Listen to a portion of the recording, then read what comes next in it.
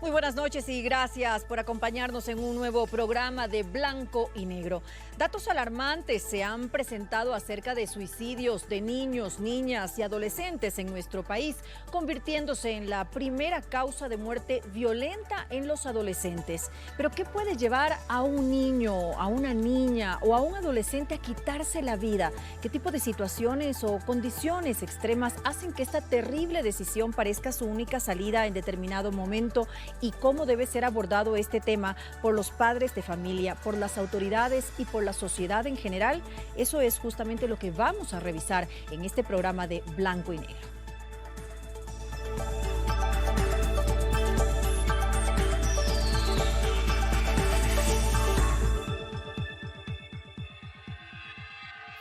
El fenómeno del suicidio en niños, niñas y adolescentes, sin lugar a dudas, es una realidad preocupante dentro de nuestra sociedad. A continuación les vamos a presentar un reportaje que nos ha preparado nuestra compañera Jennifer Espinosa, que hace referencia a esta delicada problemática. Jennifer, muy buenas noches y adelante, te escuchamos. ¿Qué tal, María del Carmen? Contarles que el suicidio en Ecuador es la primera causa de muerte violenta entre niños, niñas y adolescentes entre 5 y 19 años. Solo en el 2018 se registraron 270 casos. ¿Qué hace el Estado para revertir estas cifras? Les contamos en el siguiente reportaje.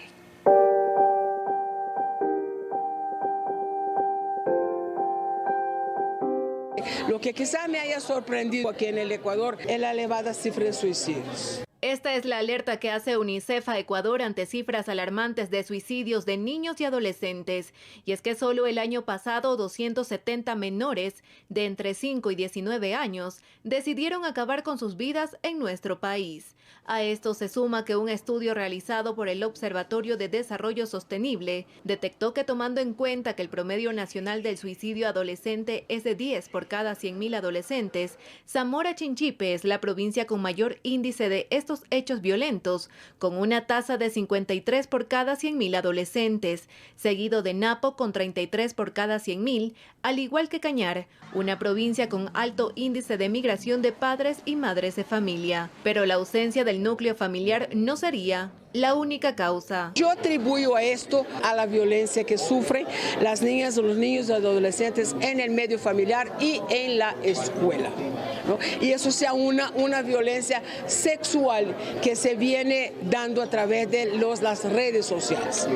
Conozco casos que, pues, evidentemente los novios graban, ponen esas escenas en internet y no pueden soportar la vergüenza. Pero, ¿qué otras instituciones son responsables de esta problemática social? El representante de UNICEF en Ecuador responde. En general del Estado, porque no hay una política de salud mental para adolescentes, pero también de las familias que a lo mejor no saben escuchar. ¿Cuántas familias comen juntos, pasan el fin de semana juntos y conversan? Muchas veces cada uno tiene sus cosas, va a lo suyo, se despreocupa. De ahí que reitera la urgencia de implementar políticas públicas para revertir las cifras de suicidio de niños y adolescentes y desplegar una política de salud mental. En general hay mucha atención a la salud física, digamos, y poca atención a la salud mental. Tener una buena escucha, el poder atender a los niños, a las niñas, a los adolescentes cuando se sienten tristes, cuando tienen un problema, saber escucharles, y me parece que es un primer abordaje, una primera contención de esas emociones que pueda sentir un chico o una chica. Jennifer Espinosa, Medios Públicos. El Fondo de las Naciones Unidas para la Infancia, UNICEF, mira con preocupación esta elevada tasa de suicidios en nuestro país, de ahí que recomienda al Estado implementar políticas públicas enfocadas principalmente a la salud mental. Regreso contigo, María del Carmen. Gracias, Jennifer, por tu informe, y para conversar sobre esto recibimos y saludamos a nuestras invitadas de esta noche. Ellas son Margarita Velasco, ella es directora de la Fundación Observatorio Social del Ecuador, y también nos acompaña Claudia Chávez, es médico psiquiatra del Hospital San Lázaro del Ministerio de Salud Pública. Hacemos una breve pausa y enseguida continuamos junto a ustedes. No se vayan, que esto es Blanco y Negro.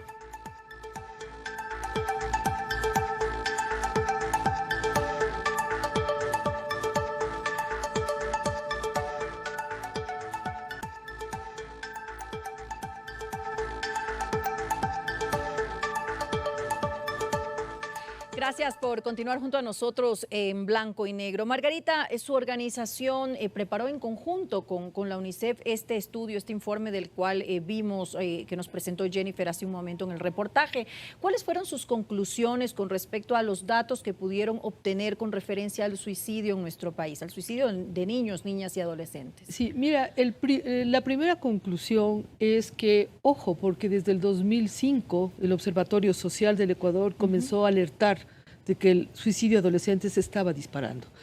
En esas épocas, específicamente en el 2006, de todas las causas de muerte por las cuales podían morir los adolescentes, nuestro trecho de edad es 12 a 17 años, 11 meses, 29 días, 12.7% se estaban suicidando. Eso en el año 2006. ¿Ya? Pero hoy la cifra se dispara al 20% y pasa al primer lugar de las causas de muerte violentas en el país, en ese trecho de edad. Entonces, ¿qué hicimos en estos años? Creo que no hicimos nada. ¿No se ha trabajado como corresponde en políticas públicas adecuadas desde el año 2006? Sí. Ahora, hay que tomar en cuenta que la OMS también está alertando en este momento que la tercera causa de muerte entre adolescentes a nivel mundial es el suicidio. Y que este es un problema de salud pública. ¿Ya? Entonces, no solo es en el Ecuador, es en todos los países del mundo donde tienes estos problemas, ¿no? Lo que más nos llama la atención en los datos últimos son, por ejemplo, que los porcentajes más altos los tienen los niños, niñas, adolescentes indígenas. Ahí es el 26%. En este segmento social. En este segmento social. Y los mestizos es el 21% y los afros cae al 4.5%. ¿Pero qué explicación se puede encontrar con esto? Muy bien, entonces eso nos dice varias cosas. Primero, uno de los temas es que ya en el reportaje que nos pasaron podemos ver lo que la señora coloca, la violencia en la casa. Entonces, en los estudios que el observatorio ha hecho, cuando comenzamos a indagar si hay trato violento en el interior del hogar, hay trato violento, ¿no? El 36% de los adolescentes y de las niñas y niños nos dicen que la forma de resolver los problemas es la violencia terrible. La violencia terrible. Entonces, uno de los temas es la violencia. Y en los grupos de los niños indígenas, esa violencia, que en un caso es 36%... se ha naturalizado, tal vez. Sí, esa violencia en el caso de los niños indígenas sube. Sube a siquiera, en un caso 36%, acá se dispara al 46%. ¿Por qué? ¿Por qué? Una vez le preguntamos a un compañero dirigente indígena y nos dijo, bueno, mi papá me levantaba a las 3 de la mañana, pero primero me pegaba para que me levante a trabajar. Margarita, entonces, ¿qué está pasando? Margarita, recurro a usted como doctora psiquiatra que es, cuando esa violencia no se presenta, digamos, en el hogar, cuando los padres no actúan de forma violenta con sus hijos, como nos estaba comentando Margarita, Claudia Chávez. ¿Cómo pueden hacer los padres para entender esto, para darse cuenta que hay un problema, que algo está pasando, que sus hijos necesitan de alguna manera supervisión y apoyo, que incluso muchas veces debe ser ya profesional, ya no puede ser manejado por la orientación en la escuela, ya tampoco puede ser manejado incluso por los mismos padres? ¿Qué deben hacer? ¿Cómo deben manejarlo? En cuanto a la violencia. Cuando no se da la violencia en el hogar y los padres se percatan de que algo está sucediendo con sus hijos, porque la violencia es una de las causas, pero no necesariamente es la única causa para que existan suicidios infantiles. Me refiero a en esos hogares en los que no existe violencia, pero que los niños tienen un comportamiento que ya despierta la inquietud de los padres. Ok, buenas noches primero, ¿no? Gracias por la invitación. A ver, respecto a factores, yo creo que hay que dejar muy en claro porque la suicidalidad es algo que afecta a todo el mundo. Y lo que se ha estudiado intensamente en salud pública es observar qué factores gatillan a un niño, a un adolescente, a este acto que es el mayor de autolesión que puede cometer un ser humano. Entonces, tenemos factores, sí, personales, familiares, sociales, comunitarios, incluyendo los factores dentro del Estado que favorecen este tipo de conductas. Entonces, dentro de los personales son aquellos que vienen con mucho la estructura psíquica del niño y adolescente, que contribuyen mucho en la forma como de crianza de los padres. Entonces ahí viene lo que tú dices, cómo nos crían. Nos crían con una apertura al diálogo y al discurso, nos crían con la intención de que afrontemos convenientemente todos los procesos de frustración, que no botemos la toalla muy tempranamente y que nos aseguremos de ser perseverantes para lograr éxito. Ese factor es cultural, ¿sí? Y en el Ecuador carecemos mucho de esto. Entonces tiene mucho que ver la línea de varias generaciones que trabajen intensamente en lograr espacios de apertura y de diálogo. Ahora, ¿pueden ocultar muchas veces los niños sus sentimientos? Es decir, no necesariamente puede ser fácil identificar que el niño está atravesando por una situación difícil. Eso es un factor de crianza, por eso es que estoy diciendo, es un factor que los padres promueven la discusión, el discurso, el diálogo en momentos donde estamos juntos. Y aprendemos a hablar con nuestros padres, a comunicar lo que estamos sintiendo. Si es que esto no viene desde la crianza en casa, que es nuestra escuela primaria, es imposible que sigamos un curso adecuado de comunicación de sentimientos y de emociones a lo largo de nuestra vida, no solamente en la infancia, sino toda nuestra vida. Margarita, ¿qué causales? Me imagino que en el estudio que ustedes hicieron también se analizó cuáles fueron esas causales que tuvieron mayor relevancia como causa de justamente que llegaran al suicidio los menores, los niños, las niñas y los adolescentes. ¿Cuáles son las que más vemos aquí en nuestro país, que más pesan? Bueno, es un gran abanico, pero creo que la doctora ha señalado una de las fundamentales, donde que es la crianza con violencia o sin violencia. La crianza dando mucha importancia a quién es el niño o humillándolo o excluyéndolo. La falta de comunicación. No, la falta de comunicación. Ahora, lo que nosotros encontramos son varias cosas. Primero, que preguntamos a ellos si es que alguno de ellos había intentado suicidarse. Y entonces ahí tenemos otro problema que la OMS también lo colocó. En el caso nuestro nos dijeron 7% que consideraron suicidarse, estaban pensando y no lo decían a nadie. El 4% ya lo intentaron pero no murieron. Pero la OMS nos dice que por cada suicidio 40 lo intentaron. Y entonces cuando nosotros tenemos que en el 2017, por ejemplo, 158 adolescentes se suicidaron, quiere decir que detrás de eso hay como 6,000 y pico que lo intentaron hacer. En este momento mismo deben estar muchos de ellos pensando. Es decir, que esas cifras que ustedes obtuvieron en el año 2017, que es el año en que corrió el estudio, pueden resultar alarmantes por esos intentos de suicidio que hubo, ahora pueden convertirse en una realidad. O igual, si es 158 los que se suicidaron, sigue siendo alarmante. ¿Por qué? Muchos tenían que ver, por ejemplo, con embarazo adolescente precoz. ¿Ya?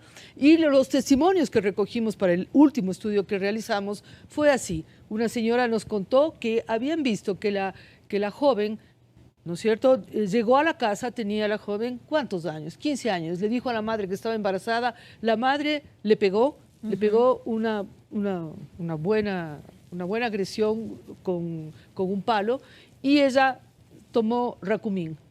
Entonces, en el grupo focal nos decía, qué valiente, usted debía haberle visto cómo ella soportaba los dolores que esa intoxicación le estaba provocando. Pero hay otras cosas más. Yo creo que lo que la doctora dice tiene que ver con la autoestima. ¿Cuál es el proyecto de vida que tengo? Animo a mis hijos a construir proyectos de vida, a saber que la vida es difícil, pero que hay que seguir. Pero hay otra cosa más, el bullying y el ciberacoso. Que también es ahora con las redes sociales. Que es ahora, que es nuevo, ¿no es cierto? En 2005, la primera vez que hicimos el otro estudio, no había la fuerza que hoy tiene este ciberacoso, ¿no? Pero también hay las relaciones entre pares, ¿no es cierto? Por ejemplo, en el estudio que hicimos, 20% de los jóvenes que tenían pareja, el 20% tenían relaciones agresivas que iba desde trato violento verbal hasta trato violento físico. ¿No cree que eso también influye?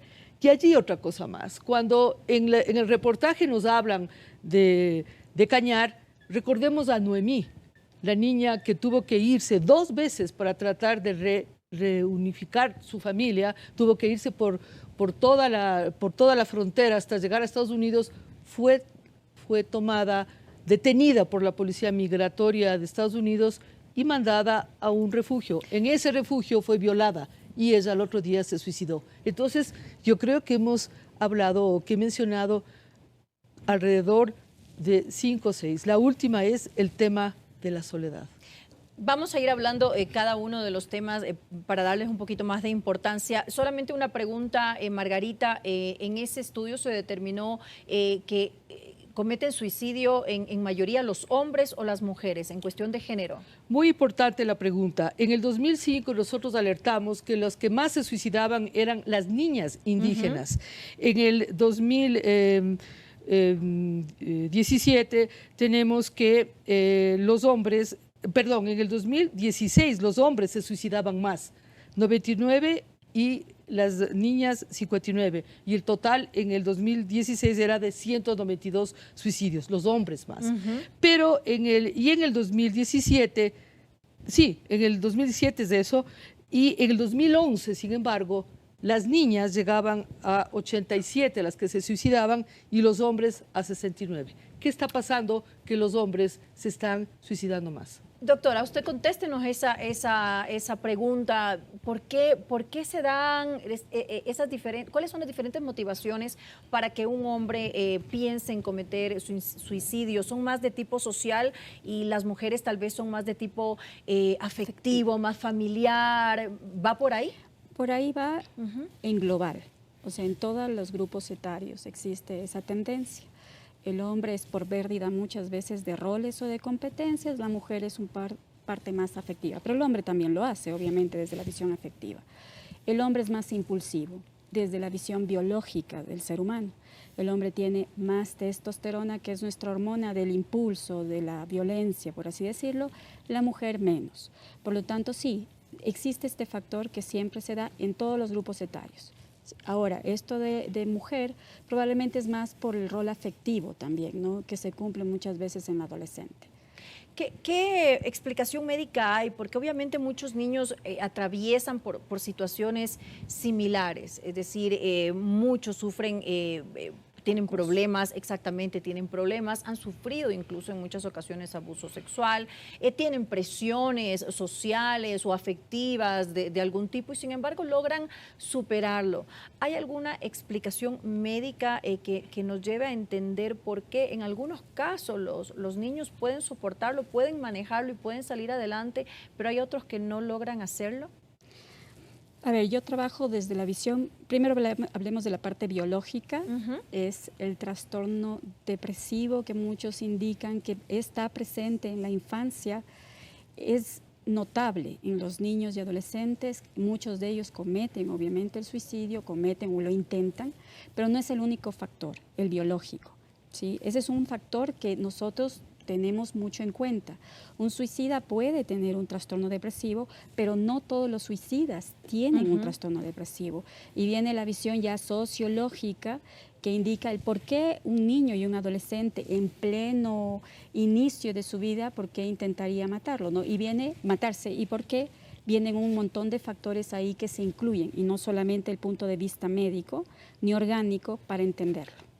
Ahora, los cerebros de los niños y de los adolescentes están en pleno desarrollo y por eso es que son más impulsivos que los adultos. ¿De qué forma se puede manejar esa impulsividad? ¿De qué forma los padres pueden controlar para que los hijos de alguna forma puedan conducirlo de mejor manera y no dejarse llevar? A ver, existen muchos teóricos sobre los eventos, pero lo que más pesa en realidad en los niños y en el adolescente, porque el cerebro es similar, con múltiples traumas que suceden en el ambiente inmediato, pero en realidad son las técnicas de afrontamiento que tiene un niño y que las aprende, porque eso es aprendido, y las habilidades sociales que desarrolla.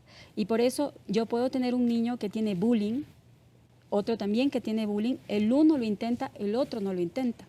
El uno tiene mejores técnicas de afrontamiento a un ambiente que es hostil hacia él y tiene una mejor capacidad de comunicar emociones y trasladarla en acciones que son asertivas. Eso es un proceso que comienza desde que el niño es pequeñito y está en su casa y los padres le orientan a esto. Trabajan con este modelo, esto está bien, esto está mal, ¿cómo puedes tú liberar emociones? ¿Cómo puedes manejar tu tiempo? El tiempo libre. Actualmente el tiempo de los niños y el adolescente, rara vez lo vemos al adolescente y al niño utilizando su tiempo libre en cosas que sean proactivas. La mayor parte lo utilizan en medios audiovisuales, o pasan en el celular o pasan en videojuegos.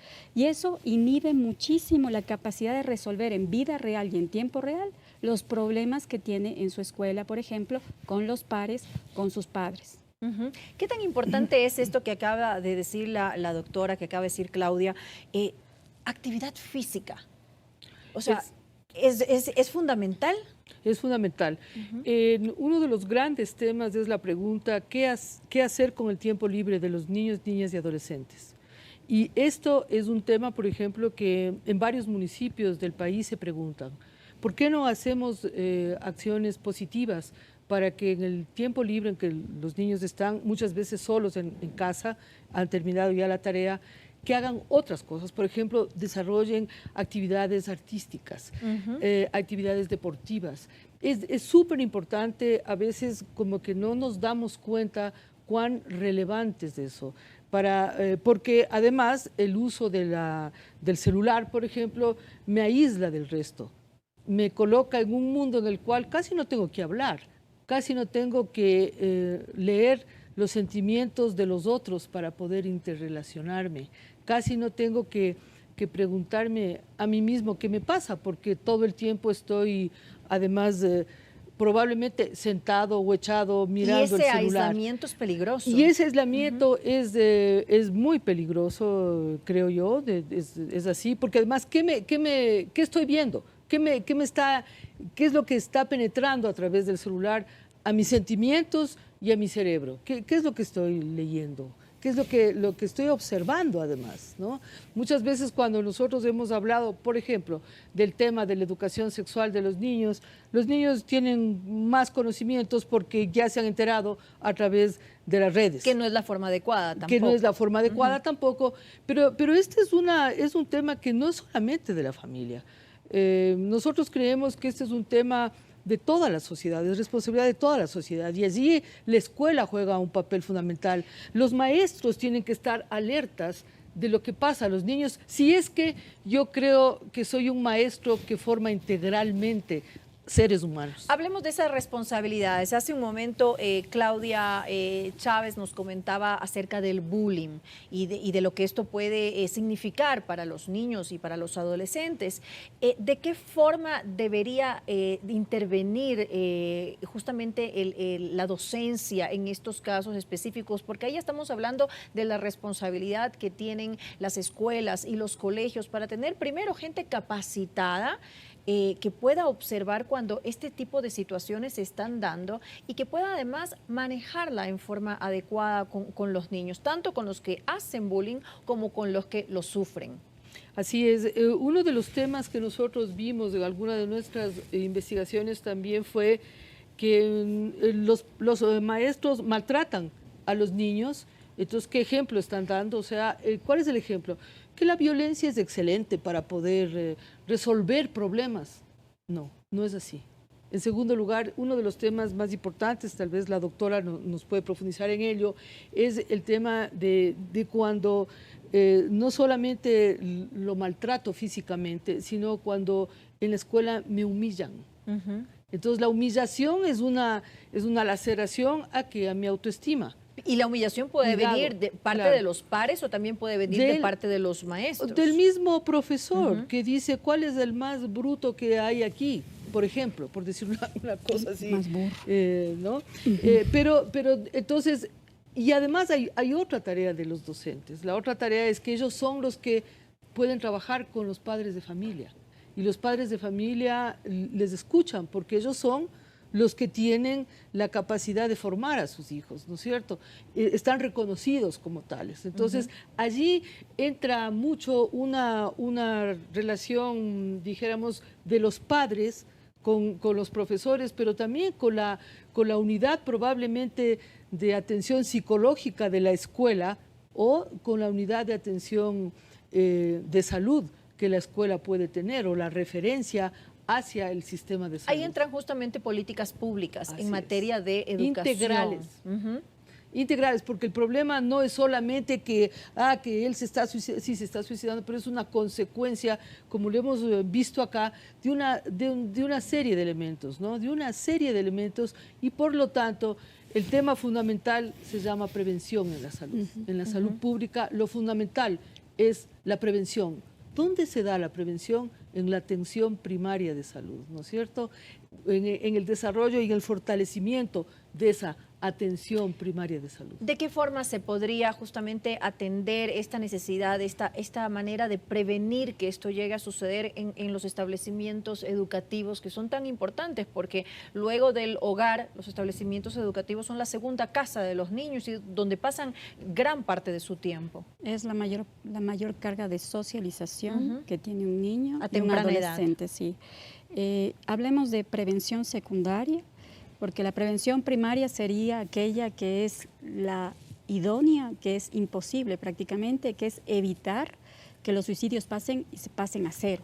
Eso es prácticamente imposible por la connotación social que tiene un suicidio, pero una prevención secundaria sí lo podemos lograr con políticas públicas que en realidad dentro del Ministerio de Salud lo realizamos. ¿Qué está realizando? ¿Qué está haciendo el Ministerio de Salud? Nosotros tenemos todo las opciones para lograr mecanismos más amigables para que el adolescente y el niño pueda ser atendido, para empezar.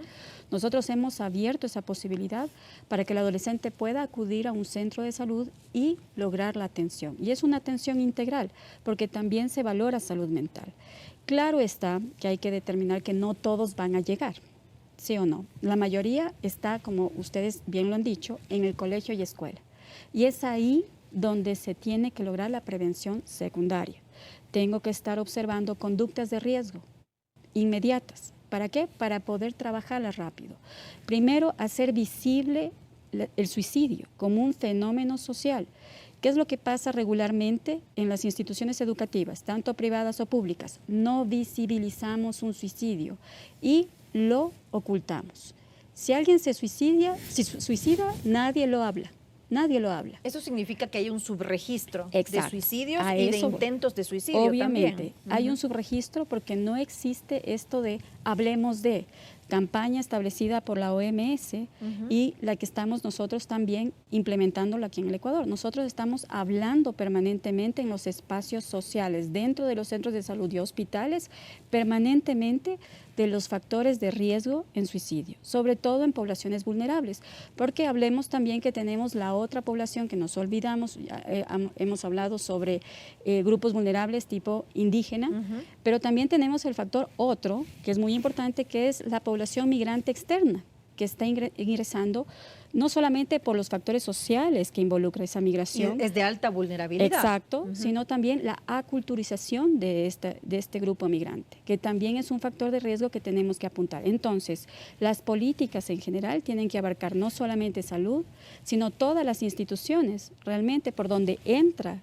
la persona, sea esta ministerios diversos, El secretarías Ministerio de diversos. Inclusión Económica y Obvio. Social debe participar Sí. sin lugar a dudas. El Ministerio de Salud, como usted Y el bien lo de dice, el Educación. Ministerio de Educación Sí. son infaltables. Los municipios. ¿De También. qué forma deberían los municipios también participar? Porque nos estamos olvidando que también es una responsabilidad de los municipios. Sí, los municipios pueden, como habíamos mencionado antes, trabajar en la temática del tiempo libre. En Áreas de recreación áreas de para los recreación, niños. áreas de fortalecimiento, sobre todo de la autoestima. Vamos a construir tus proyectos de vida. Si soy una niña que me he quedado embarazada, vamos, aquí no se acabó el mundo. Vamos a construir tu proyecto de vida con todos y entre todos. Hay varias organizaciones de este momento, por ejemplo, de la sociedad civil, que han comenzado a hacer este tipo de acciones para ayudar a construir los proyectos de vida, por ejemplo, centradas en las niñas adolescentes que se han quedado embarazadas, cuyas cifras también son altas, ¿no? Y son además, por ejemplo, 2.247 niñas entre 10 y 14 años trajeron al mundo bebés. ¿Cómo? La gran mayoría de estos casos se han dicho que es por violencia sexual. Una niña de 10 a 14 años que se ha embarazado. Pero también hay niñas de 15 a 17, son 27.402 los partos que hemos tenido de acuerdo a las últimas cifras. Y ahí, ¿qué sucede? No, entonces tu proyecto de vida es tener hijos, sales de la escuela y no puedes salir del círculo Y de la eso pobreza. genera una Y eso depresión. también genera una depresión y una angustia, como la que había yo mencionado de mi anécdota de la niña que se toma el Racumín, porque además tiene el problema, la madre le pega, la madre le rechaza, entonces ¿qué hace ella? Me voy. Entonces todos estos elementos son los que hay que tomar en cuenta, y entonces los municipios deberían pensar en esto y pensar en formas de ofertar para la tarde o para las mañanas cuando los niños están solos, otras formas de recreación, escuelas de deportes, escuelas de fútbol, ¿no es cierto?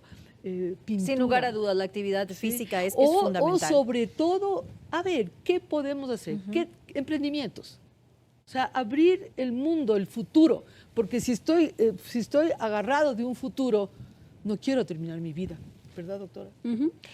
Ahora, cuando un niño o un adolescente ha intentado suicidarse y entra en una terapia, ¿la terapia debería ser solo para él o también debería ser para los miembros de su familia que tienen que tratar y saber aprender a manejar esta situación?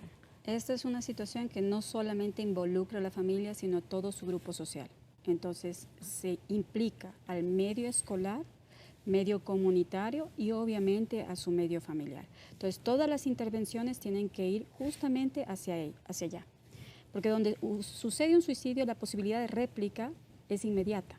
Se comienzan a dar. Entonces, inmediatamente tienen que prenderse los semáforos, yo siempre digo, e intervenir en cada uno de los núcleos donde ese niño o ese adolescente estuvo o está. ¿Influye eso? ¿Influye cuando ha habido un suicidio de una persona cercana para que también los niños y los adolescentes piensen en esto como una alternativa? Sobre todo cuando se lo invisibiliza. Es decir, es como que se lo toma muy aparte, muy como que nadie habla de ello, ocurrió y se acabó. Cuando se invisibiliza, entonces sí, porque es una forma de solución. Que si no se lo trabaja adecuadamente con el grupo vulnerable, en este caso niños y adolescentes, queda ahí, como una forma de solución, muy impulsiva, muy extrema, pero lo están haciendo. Claudia, ¿ustedes en sus centros de atención del Ministerio de Salud Pública tienen este tipo de ayuda con la gente que está atravesando por este tipo de situaciones? De intervenciones, sí. Nosotros tenemos intervenciones, grupos de intervención terapéutica que va justamente hacia adolescentes o hacia personas que están en trastornos afectivos. ¿Y cómo funciona? ¿Cómo hace la gente? ¿Cómo se acerca a ustedes? ¿Cómo sabe que esto existe? Porque tal vez hay desconocimiento de que pueden llegar a ustedes de esta forma. El centro es abierto, por lo tanto, si una persona tiene una demanda respecto, por ejemplo, a violencia dentro de su hogar o a ideas autolíticas, no es que necesariamente ingresa a emergencia y espera consulta externa. nosotros hacemos un manejo integral del paciente. Entonces, se maneja por emergencia hasta que disminuye su riesgo autolítico. Se lo envía a un grupo de intervención terapéutica, que es un grupo de personas que pasan por similares condiciones al paciente. Finalmente, si es necesario, pasa a consulta externa. Pero la intervención es aguda. Siempre cuando hay una intención o una idea autolítica formada, la intervención tiene que ser inmediata. ¿Para qué? No suceda el evento. ¿Pero y se hace después un seguimiento? Obvio que sí. Nosotros hacemos ¿Durante seguimiento. cuánto tiempo un seguimiento? Dependiendo. O sea, nosotros trabajamos con estos grupos inmediatos y de ahí se desprenden un montón de necesidades. Entonces, intervenimos a nivel familiar con visitas domiciliarias, por ejemplo, intervención grupal con los GITs, intervención con psicoterapia interpersonal o psicodinámica, porque muchos de ellos requieren manejo de cosas o de intervenciones más básicas, psicodinámicas, como mecanismos de defensa, por ejemplo, y también psiquiatría entra, porque en el caso de que el niño tenga ya un episodio depresivo grave, entonces intervenimos farmacológicamente si es necesario, porque es la última opción, en realidad, los medicamentos en niños y adolescentes, hay que indicarlo, porque así lo establecemos también en nuestro protocolo de intervención. Pero en muchos casos se vuelve necesario. Se vuelve necesario, pero no en todos. O sea, eso Margarita. Yo te quiero preguntar algo. De la producción de médicos y médicas psiquiatras del país, ¿dónde están ubicados ellos? Porque yo quisiera preguntar, por ejemplo, si en Zamora Chinchipe, que es la provincia con la mayor, dijéramos así, porcentaje de suicidios, que llega al 53%, si allí esto que tú acabas de describir hay, yo creo que no, porque hay un déficit en la formación de especialistas en esta área. Corrígeme si estoy equivocada y alertemos sobre cuál es el problema también. Ok, existe un déficit en cuanto al ingreso de especialistas, tal vez al ministerio. Pero sí hay especialistas en otras ramas. Ahora, donde no tenemos especialistas, para eso nos forman también a los psiquiatras para trabajar con médicos familiares y médicos del barrio, porque nosotros hacemos una capacitación intensa dentro del ministerio. Acabo de estar en Huaquillas justamente, el lunes me voy a Tulcán, porque en realidad hacemos capacitación intensa con grupos de médicos familiares y médicos del barrio para que ellos tengan herramientas para que intervengan.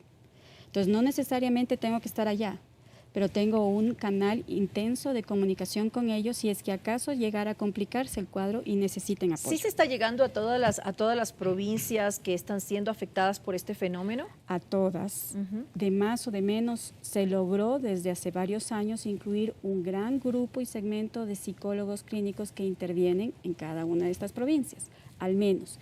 Psiquiatras no tanto por este déficit que tenemos de ingreso al ministerio, pero sí, tenemos este apoyo constante a las provincias que no tienen el profesional. ¿Y se está midiendo en forma constante este tipo de situaciones? Se mide de forma constante, sí. Nosotros tenemos el registro, igual que obviamente nosotros tenemos acceso al INEC, pero hay que saber que el INEC da índices y claro, los estudios que se asoman del INEC son estudios ecológicos. Nosotros necesitamos estudios que vengan directamente con todas las incidencias y con todos los factores de riesgo incluidos. Y eso es lo que todavía nos falta mucho trabajar. ¿Y qué están haciendo para que eso se dé? Se están dando estudios. Actualmente estamos creando los estudios para justamente ajustarnos a la realidad nacional. Por parte del Ministerio. Del Ministerio de Salud Pública. Lo que pasa es que nuestra dinámica ha cambiado, porque ahora tenemos una gran, digamos, migración interna y externa. Bueno, interna siempre ha sido un problema, pero externa también. Entonces tenemos que trabajar con estos factores también que se incluyeron. Ahora, Margarita, ¿cómo se encuentra Ecuador comparativamente con otros países de la región en este fenómeno? Bueno, Ecuador tiene cifras similares con otros países de América Latina. Me acuerdo que hemos hecho un estudio para comparar donde, por ejemplo, en el caso de Bolivia, las alarmas son un poco más altas que en el de Ecuador, porque acá tienen sobre todo registros de alto suicidio entre 12 y 17 años, pero allá lo que llama la atención es que tienes alto suicidio entre niños de 5 a 8 años, lo que también es... Es una edad muy temprana para pensar en que tomen esa decisión. Muy temprana. ¿Cómo conciben a esas edades la muerte? Son como... Es difícil entenderlo. Son como escapes, son medios de escape a una realidad que es demasiado traumática. ¿Saben que la muerte, entienden que la muerte es irreversible, por ejemplo, a los 5 o 6 años? En algunos casos sí, y realmente es como un mecanismo extremo para salvar una situación que les es en extremo traumática. Dolorosa. Dolorosa. Que no la puedes llevar. O sea, tú lo has dicho muy bien. Vamos a ver, los niños y niñas y adolescentes que vienen de la gran migración que recibimos de Venezuela. ¿Cuántos de ellos habrán pensado en, bueno, hasta aquí llegué, aquí le pongo fin a todo esto? Porque vuelvo a reiterar, Noemí se suicida, ¿por qué? Porque le dejan sola en Cañar y tiene que viajar por unas rutas terribles para, dijéramos, con la idea, no sé, con perspectiva de que me voy a encontrar con mi familia finalmente. Viaja la primera vez y no logra llegar. 12 años tenía. Entonces, y viaja la segunda vez y no logra y la violan. Entonces son niños sujetos a, como tú bien lo dices, a situaciones límites, donde esa es una salida. ¿Qué significan y qué atención se les debe dar a las autolesiones, que no necesariamente se las hacen los niños o los adolescentes buscando quitarse la vida porque son muy superficiales? Pero según lo que yo tengo entendido, es tan grande, tan profundo el dolor interno que manejan, que el dolor físico es una manera de aliviar ese dolor emocional que ellos llevan. ¿Qué atención deben prestar los padres de familia a este tipo de autolesiones que pueden en algún momento hacerse los niños? No pasarlas por alto, para empezar, porque toda autolesión es un síntoma centinela se llama.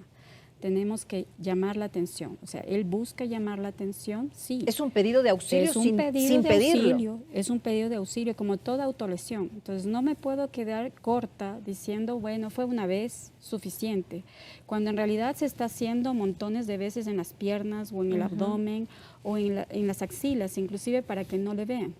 Entonces, toda autolesión tiene que ser considerada como un intento, aunque después se determine que no necesariamente, que es una profunda ansiedad que tiene el adolescente y que necesita escapar de alguna forma. Pero de inicio tiene que trabajar con un protocolo de intervención que es bueno, porque les permite crear estos espacios donde ellos pueden hablar. El adolescente se le priva de hablar, como el niño, y de repente llegarle a un momento donde, ok, te escucho. La escucha activa suele ser muy terapéutica para ellos y finalmente pueden decir lo que les está doliendo. Pues que es una etapa muy compleja la adolescencia, todos hemos pasado por eso y creo que es una etapa compleja no solamente para cuando uno está atravesando esas edades, sino para los padres, poder hablar, poder conversar y comunicarse de forma adecuada con los adolescentes. ¿Cuáles son las recomendaciones? ¿Qué debe hacerse en este caso para poder llegar a los adolescentes sin que ellos sientan que se está interviniendo en su personalidad, que se está tratando de cambiarlos, que es una presencia invasiva dentro de su espacio, porque justamente en la adolescencia ya ellos empiezan a marcar un espacio propio donde no quieren que sus padres entren? Bueno, eso se aprende desde que uno es muy niñito o niñita. Si es que yo tengo un conflicto y mi padre y mi madre resuelven el conflicto en 3 segundos a través de la violencia, pegándome, yo no me acerco a hablar con él. Entonces, en la adolescencia, yo lo que hago es un poco como que, como padre y madre, me toman mi prueba de cómo crié a ese niño o a esa niña. Esa es la adolescencia, en primer lugar, desde el punto de vista de los padres. Si yo siempre lo respeté, siempre le escuché, ¿sí? Siempre le animé, ¿no? Si le rodeé de un ambiente para que descubra él las cosas del mundo y para que vea que tampoco nada es fácil en la vida. Porque la sobreprotección tampoco es positiva. No. Pero no es con un látigo al lado o con un golpe. Ni lo uno ni lo otro, entonces. Ya, entonces es mi tiempo. Yo le dediqué tiempo, todo el tiempo del mundo, a formarlo y a formarla. ¿No es cierto? Entonces, cuando él llega a ser adolescente y quiere tener su propio espacio, muy bien, hijo o hija, ten tu propio espacio. Pero aquí estoy. Si necesitas conversar conmigo, aquí estoy. Eso no se construye en la adolescencia, se construye casi desde que los bebés están en nuestro vientre y yo sé leer lo que ese bebé me dice, ¿no es cierto? Cuando comienza a darme pataditas porque sabe que no le gusta lo que yo voy a comer o si estoy tensa. Ah, entonces si siempre estoy escuchándolo, mirándolo, ¿no es cierto? Respetándolo sobre todo, respetándolo, sabiendo que él es un sujeto de derechos. Entonces, cuando llega a la adolescencia, he caminado bastante trecho junto a él o a ella. Y es muy probable que sienta que tiene alguien a quien recurrir. Tenemos ¿Sí? que ir a una pausa, pero hay dos puntos que me parecen muy importantes y me gustaría conversarlos con ustedes antes. El uso de las drogas y el alcohol. Primero, Margarita, rápidamente, para que luego conversemos con Claudia. Me imagino que en el estudio también tenemos algunos datos que tienen relación con esto. Yo no sé si el uso de las drogas y el alcohol es anterior o posterior, o puede ser anterior o posterior, porque tal vez la necesidad de aislarse, de sentirse bien, provoca que muchos niños o adolescentes busquen en el alcohol y en las drogas una escapatoria. O puede ser al revés. El entrar a utilizar sustancias estupefacientes o alcohol en determinados casos producen luego síntomas psicopáticos que los llevan a separarse de la realidad. Es una búsqueda de automedicación, para empezar, casi todos los consumos, inclusive los que están dentro de la adolescencia. También son conductas aprendidas y también evocan mucho esta necesidad de identificación o de pertenencia a un grupo. ¿Qué significa conductas aprendidas? ¿Lo que ven en su casa? Lo que ven en la casa, en su medio. O en su grupo de amigos, en digamos. su medio también, y la necesidad de pertenencia y de identificación, búsqueda de identificación, ¿no? Entonces es muy frecuente que a veces se asocia, a veces no, a trastornos de base, pero sí, son estos tres como que digamos, problemas que observamos en la adolescencia. Mucho tiene que ver con esta necesidad de pertenencia, conductas aprendidas y escapes o fugas como formas de automedicación muchas veces, ¿no? Si un muchacho es muy aprensivo, de repente cuando toma alcohol se desinhibe, se tranquiliza y maniobra mejor con su medio social. Lo mismo es con el cannabis, lo mismo puede ser con la cocaína, como medios de estar más activo porque están demasiado decaídos. Entonces son medios de automedicación como funcionan en las distintas. Pero al revés grupos también puede etarios. darse, como yo le estaba preguntando, que tal vez ellos presentan, o sea, no lo hacen, no entran en esto Sí. buscando nada, pero ¿eso desata algo de alguna forma? ¿Puede suceder? Puede ser conductas autodestructivas, o sea, se catalogan también como conductas autodestructivas, es como un suicidio pasivo, yo siempre digo que ejercen los muchachos, la gente en general, también se lo puede catalogar así. Dependiendo por dónde le veas, el problema de drogas es como que multifactorial, multicausal, y como que nos quedamos cortos Y mirándole por un lado. lastimosamente sí influye. Sí influye bastante. ¿Tenemos algo de datos de esto? Bueno, lo que tenemos de datos, sí, uno de los elementos que nosotros estoy buscando en este momento para poder, aquí está. Entonces, les preguntamos, ¿no? A los adolescentes de entre 2 y 17 años si se habían embriagado alguna vez, por lo menos una vez, ¿no es cierto?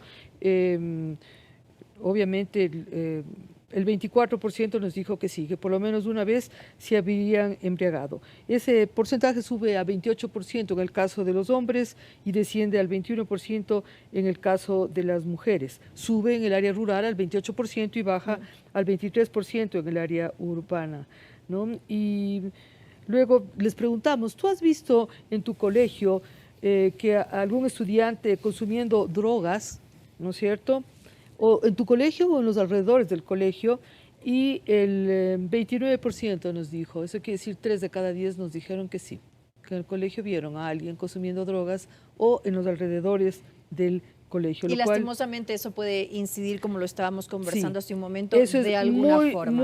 muy peligroso. Y solamente ¿no? mucho influye también el medio de comunicación. Los medios de comunicación han contribuido muchísimo a decir, bueno, el cigarrillo y el alcohol son malos, digamos el cigarrillo, y se nota mucho el declive del uso del cigarrillo en el adolescente, pero comienza a subir mucho el índice de consumo de marihuana. Pasamos de un 2.3 a un 5.8% a nivel mundial.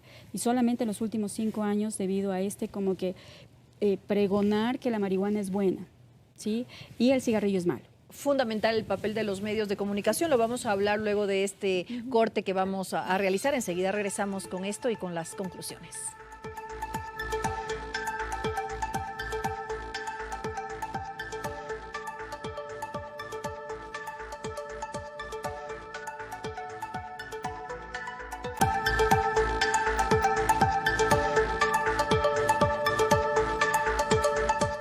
Gracias por continuar junto a nosotros y regresamos, como lo dijimos, con las conclusiones y además dejamos a medias un tema que estábamos conversando, que era el papel de los medios de comunicación. Primero, Margarita, ¿qué se espera con políticas públicas que obviamente deben estar asignadas a las instituciones que corresponden y además el papel de los medios de comunicación importantísimo? Bueno, en primer lugar, la primera pregunta es, hay que hacer más estudios a profundidad sobre por qué se suicidan.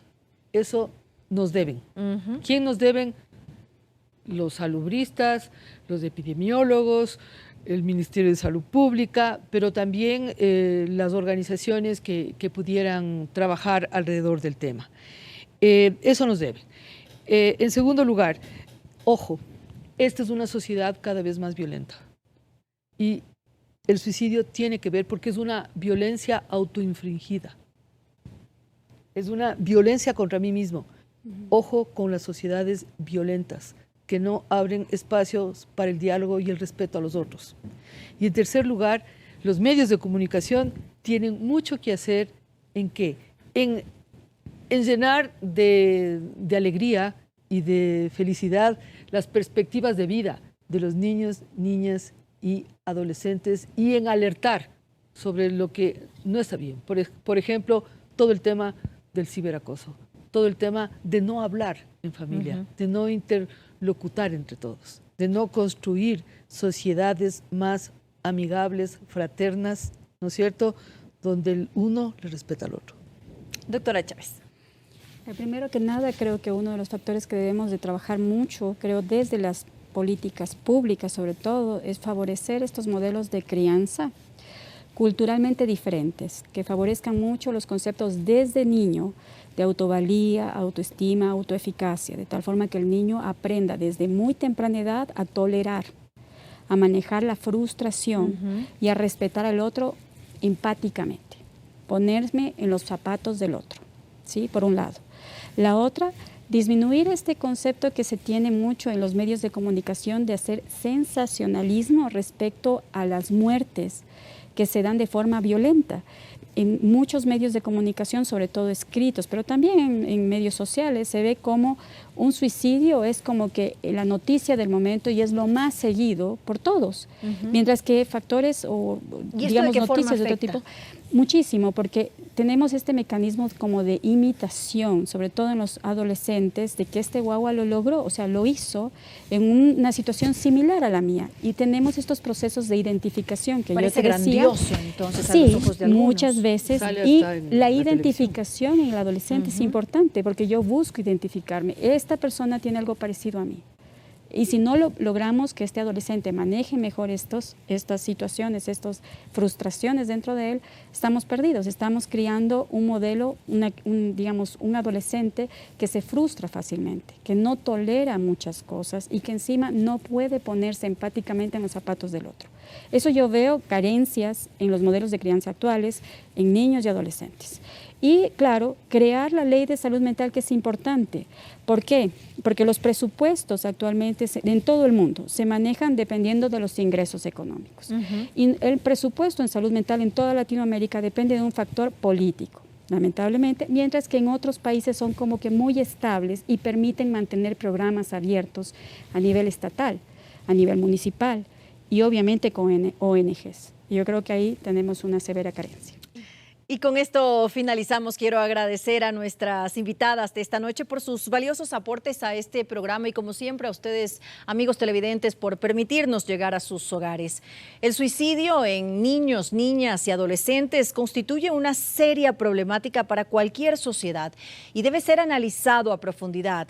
Para esto es importante contar con las cifras que transparenten el nivel de complejidad de esta situación y que hagan posible su posterior y adecuado tratamiento con políticas públicas certeras para su prevención y atención.